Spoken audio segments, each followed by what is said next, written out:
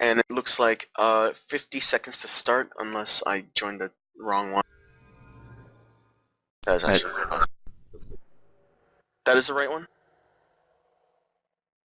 Yeah, I'm at 38 to start now. Heal running a dual migraine build. Wait, you're at 38. Oh, hang on. Let me just fix this issue. I might have entered from the wrong district. I haven't actually played against dual migraine lately. It's just recently become popular again. Have you played against it, Hugo, recently, or? No, I haven't. Saw it today, actually. I've seen two different versions of it. One has the Ranger and the other one has the Necro. And I'm not too sure which one is the better version, because I haven't seen it too much yet. Yeah, this build has like no defense, but they have so many interrupts and shutdown, it's gonna be hard to deal with if you can't get the pressure going. Real quick, are we looking at 7 seconds to start, or 10 elapsed now? 18, 19. Okay. 25, 26, 27, 28. Oh, I seem to be 5 seconds behind Angra for some reason. That's close enough anyway. Yeah, that should be fine. So it is a dual migraine on Life Drain on Frenzy. Mantra Persistence run on those Mesmers for maximum duration. But, see, I'm not quite sure about Mantra Persistence. It's so expensive, and as long as there's hex removal, you're really not going to see these max duration hexes running. Mantra is 5 energy now. Oh, it is?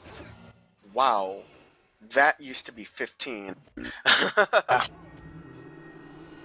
Okay, well I take that back, but I guess the issue is that it's a long duration, long recharge stance, and it does prevent you from running some utilities such as Distortion. It looks like lots of physical pressure being dropped on Life Drain equals Frenzy. Most notably, the lack of a Necro Hex makes it so that these warriors are able to deal just about maximum damage here. So both of Heal's Migraine Mesmers have Soothing Images, which I'm guessing is a spec against 3 melee. Well, it doesn't do much against the assassin. What, he's an assassin warrior. Is he running a Benetti's or... Okay, you're all alone. So he's kind of threatening these NPCs here. It's really a bit of a slugfest. Both teams are under a decent amount of pressure, and it looks like any one of them could just cave at any second. So this is pretty exciting. Right off the bat, it looks like neither flag is being capped yet. We have a Crypt Slash on number 2 on Heal being trained on number 6. Of Blue. Eats a nice Savage Slash. I'm just watching Blue's number 1 warrior right now with Soothing Images just sticking on him because it's covered. I would hate to be a warrior playing against this right now. It's hilarious because it taunts you with those pink butterflies as you're playing, and you're just like, ugh. Looks like... See, here's the thing. What I would do if I were on WTF is I'd put a lot of pressure on this number 5 Mesmer on a Heal, because he has that flag in his hand. He is pretty much stuck on a no defense set. It looks like he's finally going to eat a Bulls, getting double warrior convergence. It looks like a lot of pressure. Oh, so close. Capping the flag. Yeah, he is going to push forward and get... Ooh, I really feel like I'm 5 seconds behind here. Yeah, I really noticed it right there too. Heal taking a lot of pressure right now. Well, not much to say, he'll just rip it. They just all of a sudden took a ton of pressure. I don't know what happened there. Well, it was all that damage on that Mesmer. They had to heal so much. It was just kind of like this knee-jerk, oh gosh, we're dying sort of response. Once again, eating a ton of damage on those flag-carrying casters. So important. This is just over right here. Heal can't do anything. Yeah, it looks like they're just really on their back foot against the ropes, and they're just team-wiping. Everyone's low. Monks are out of energy. You see them on cast sets.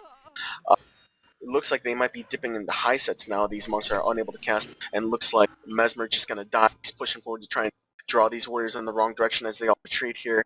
But that is just a maneuver of desperation. See if they can save the heal monk. And, in fact, it looks like they will definitely do that. This poor guy is going to get converged on. Looks like, are they gonna get... He might be okay.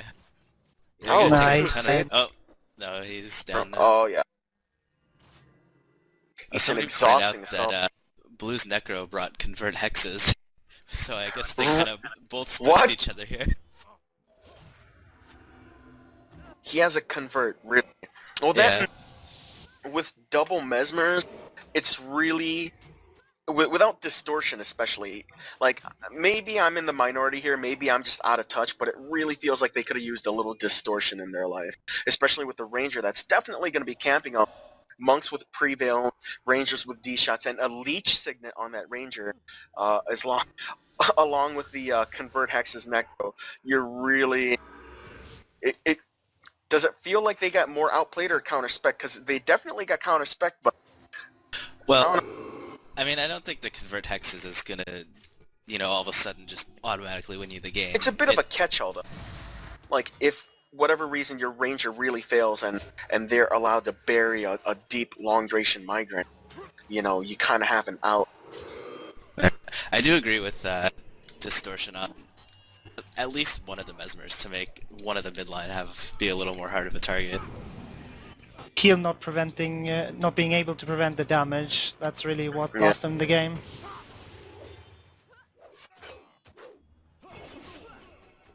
And is it just me, or are we just not seeing, like even prior to this massive team wipe, which pretty much decided the game, I did not see any good poison coverage from this Red Ranger. I think it he kind was of has more to be this multi-pronged sort of thing. busy interrupting monks. Yeah, apparently not doing a good enough job, especially with that migraine not being able to stick. His apply just got interrupted. I haven't been watching him, but I wonder if one of the mesmers was sitting on his apply all game to interrupt it. That may have been the case also. Oh, I meant the Red Ranger, not the blue one. Oh, right. Sorry. Well, in that case, Blues Ranger, I think he has a Leech Sig, because he's Ranger Mesmer. So he's probably using that to camp the apply. Yeah, he did just use it like 10 seconds ago. That is pretty interesting. What's the recharge on Leech Sig? I know that skill's been touched a little. 15, I think? 15, my god. No, it says 20. Okay, so it's 20. 20. Okay, 20. Yeah. It's in conjunction with, well, I mean, you're gonna miss every other apply. So... Right. But still, I mean, every other apply, if you hit it every other apply, is definitely a lot of pressure gone. Yeah, I remember back in 09, it was very important to control the opposite ranger's apply, because that is really a formidable source of pressure if you let that go. Like 4 degen off an auto attack, that is quite good. That's actually one of the significant differences between post-update and pre-update right now. With the Healer's Boon Healer Party Runners, Poison Spread basically became meaningless because it just didn't do anything with how much party healing you had. But now that there's Writ Runners again and there's not as much party healing, a really good Poison Spread can get you a lot of pressure again, which I really like. Yeah, and now we're starting to see some spread here on number 3. He gets, what, 5 targets? But it's really just too little too late here. And you see the degen, like, starting to stack up, but, I mean, they're losing players. Mean average health of about, what 50% right now. I said mean average, that's pretty redundant, I'm sorry. But mean is around hovering like 50%, now it's sort of dipping. They're gonna start dropping like flies any second now. Warrior number 1 gonna start here training people. Hammer Warrior converging on them. Miss Bulls. Yeah. There goes the first monk down. Next monk's soon to follow, I'm sure. Yeah. This game decent is just spot. over now. Well, I did predict it well. It was a brief game. So, who is WTF, if you could shed some light on that? Yeah, I don't know a lot about most players, but I do know that a lot of them are Italians. So do they don't stem from existing Euro guilds, they kind of just popped up out of the grassroots? Well, it's sort of a mixture, like some of them have been in top guilds, but the majority aren't that well known, I suppose.